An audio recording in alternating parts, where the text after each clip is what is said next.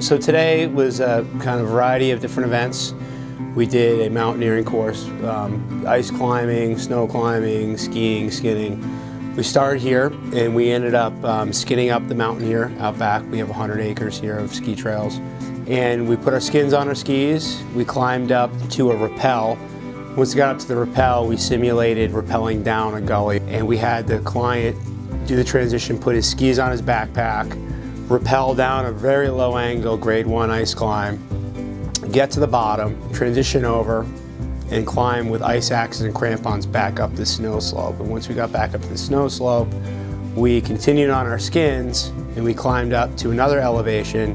We got up to this 35, 38 degrees slide. So once we did that, we dropped the slide, then we contoured back up. We climbed back up with skins to another area.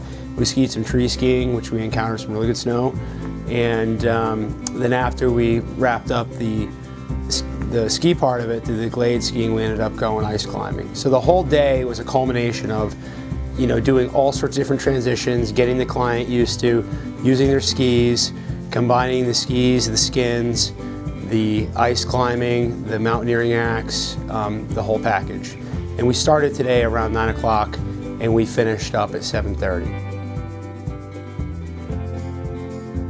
Killington has some smaller ice climbs as we saw today. They're challenging, they're short, and it's a really good base foundation for learning how to climb. And then if you decide you like it and you want to go beyond that, there's other places in the state, like Smuggler's Notch. It's a lot more serious, more mountain environment. But we're fortunate to have some really nice ice climbs locally that are out of that really hard, unforgiving mountain environment.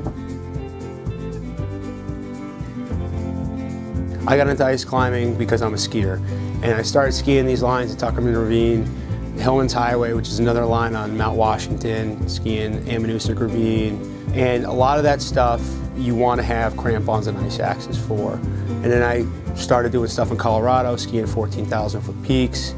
You want to have all those skills. You want to know rope work, you want to know crampons, ice axes. If you do have the opportunity to get out and ice climb, it'll make you a more well-rounded mountain user. The best part of mountaineering for me is it brings people closer together. It's the camaraderie and the people that you meet and the areas that you see. And the activity is kind of a vehicle to do that, to really learn who you are and learn who other people are, and to work through different problems and to really explore the mountain or mountains, and just to have good experiences and to have reflection back on it. And that's what mountaineering is to me. There's a lot of different levels to it, but everybody has their different comfort zone. I mean, it could be something simple that we did today that for somebody that was a big challenge for, and they have a lot of takeaway from it. And mountaineering, there's so many different levels of that. You could bring it all the way up to climbing bigger peaks and bigger challenges. Well, today it was 5 degrees when we started out, and a lot of people like to go on the ski hill, hit the lift. We got lots of powder skiing today, and it's been days after a storm. Ian never touched a lift. And the beauty of that is we're in the trees, we're not on an exposed ski slope, we're not on a lift. Today was pretty warm. We kept moving all day, and we're not at the elevation and not at the exposure as ski slope.